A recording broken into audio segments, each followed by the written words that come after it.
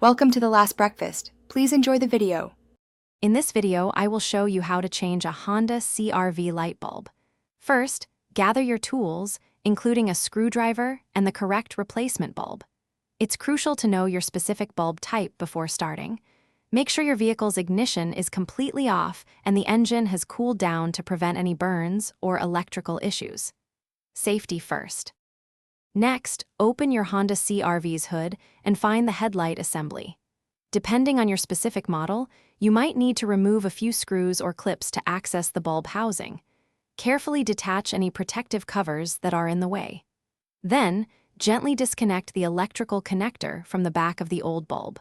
This step ensures you have clear access for the next part. Now, it's time to replace the bulb.